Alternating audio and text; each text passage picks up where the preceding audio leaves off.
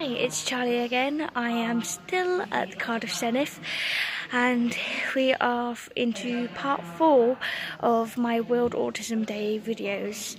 I just interviewed Cat Williams and now I'm interviewing Ceri dobbing. I'm not very good with words, as we all know. We have to be quite quiet because there is another speaker going on right now because I'm a bit pressed for time. Hey Ceri, how are you? I'm good, thank you. How are you? I'm fine, thank you. How did you find doing your speech? Yeah, it was pretty much a blur. Blur? Yeah, just a blur, yeah. Just gonna come a bit closer to that. Okay, cool. Yeah, no, I think I covered everything. But then I said to a friend, I didn't mention about social exhaustion, how exhausted you get when, after socialising. I think you did mention. Yeah, and then she said, no, you did mention that. I'm like, did I? I don't know. Cool, that's good. Was it as it was exciting or nervous as you predicted? Yeah, I think so. I was just concentrating really hard on appearing calm, not speaking too fast and allowing people time to process what I was saying. Yeah. Because my mind seems to go at like 500 miles per hour. Everything's like... Yeah. So it was about knowing how much time I need to process information. So I had to keep reminding myself to slow down.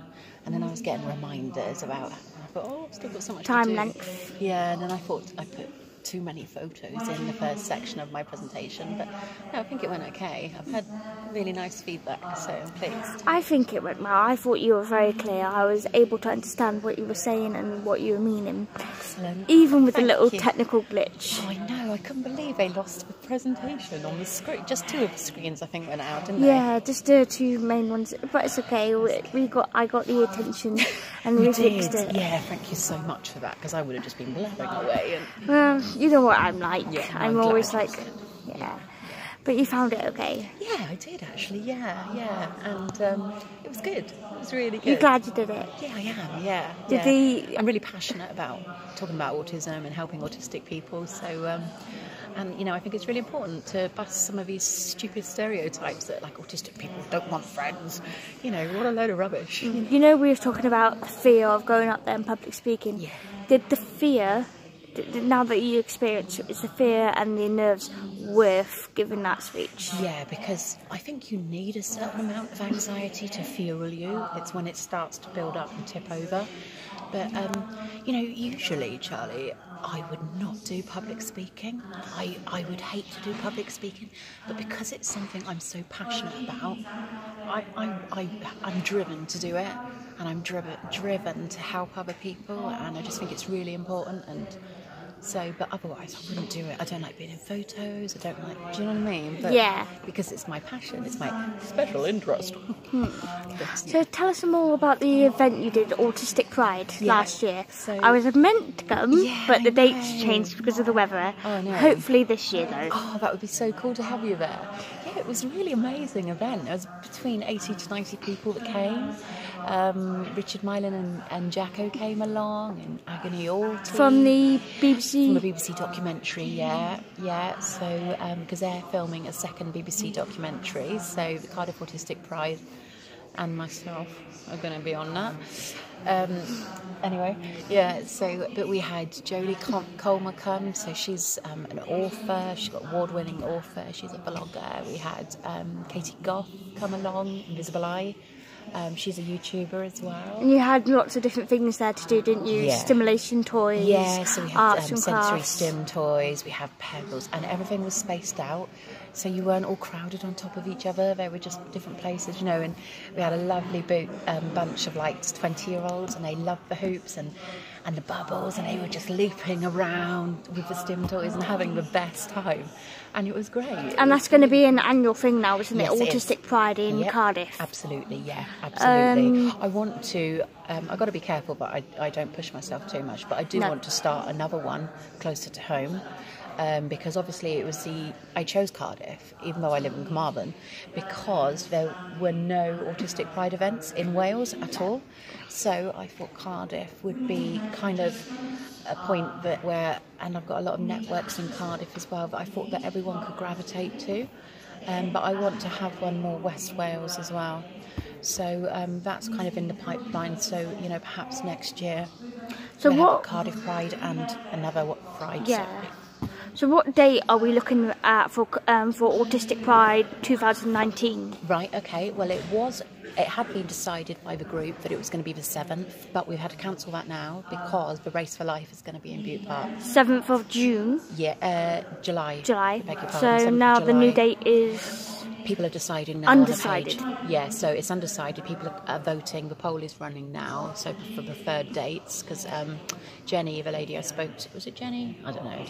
And where's this poll on? What site? It's on the Cardiff Autistic Pride group on Facebook. Okay. Yeah.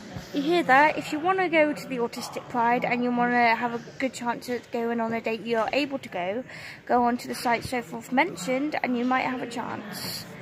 Excellent. Yeah, so there's a selection. There's a few dates there that would be good times, and they haven't got events on. So just choose the date you want, and the most popular one will be it. So and once that's decided, then I will contact Butte Park, and I'll start advertising it widely all across Facebook, Twitter, and Instagram, and I'll let you know. So perhaps you could share it with your network. So that would be great. But yeah, so it's going to be good. It's going to be good. I'm looking forward to it. Yeah, well, the pictures did paint a nice picture of a nice open area. Yeah. Lots of different little groups going on, but not too crowded. Yeah, well, my mum went, and my mum does not like people. I'm not being funny. She's lovely. She's so kind and everything, but she is not a people person. She's very introvert. Some of us aren't. Yeah. So exactly. And, she was there all day, and she coped fine, and she was a massive help to me. So that's the good thing about Butte Park. It is so big and so spacious. You're not on top of each other, and I think that's what Katie Goff from Visible Eye said when she vlogged about it. She said it's brilliant because we're all so spaced out, but we can hear what's going on, so we can sit here playing with our sensory toys or whatever and not have to be in a busy crowd or whatever, and we can still be a massive part of what's going on. And I think that was really important part. What inspired you to create Autistic Pride? Well, I am in contact with a lot of autism activists and people in the autism community. For people who don't know what an activist is, yeah. So an activist, an autism or autistic activist, is somebody that kind of fights and protests for autistic rights, because autism is an invisible disability, and so there always seems to be a fight. So so I know quite a few people like Willow and such forth, and a guy, Joseph Redford, who's from England somewhere, Portsmouth, south of England, we'll say.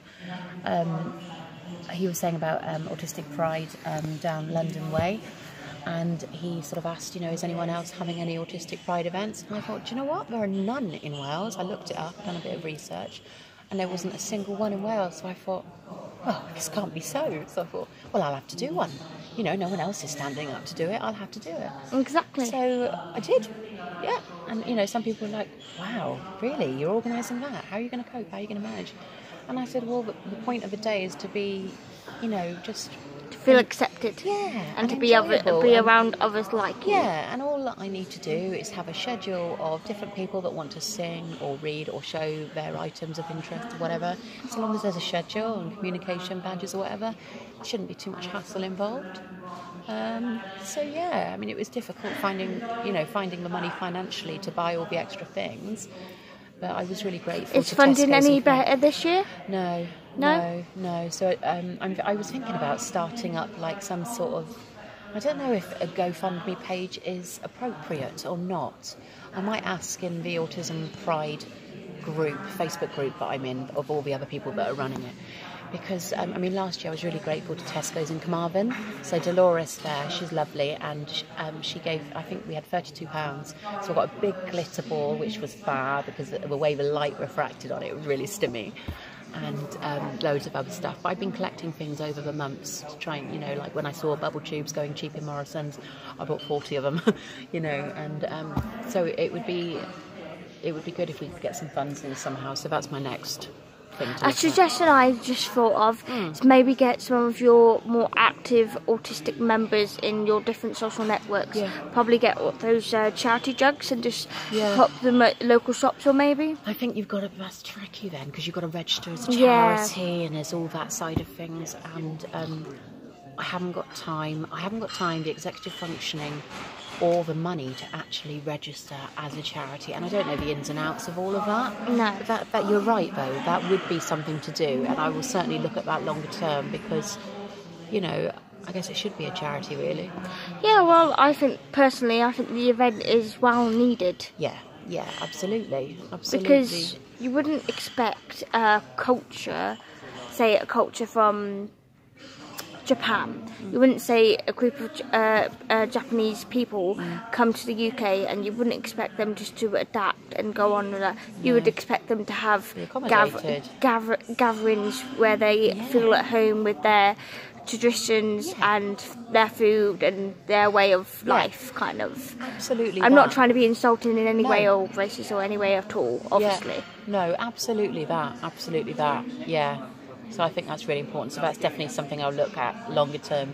It's very difficult managing a full-time job and these other sort of commitments. Yeah. And, my son has just been diagnosed. So, I've got so much on. So I've got to be careful not to burn myself out as well. Because, I tend to have more shutdowns when I do meltdowns. So, and they take a while to come back from. Yeah. So did you help your son get diagnosed? Yeah. So he's just turned 8, and he had his diagnosis last week.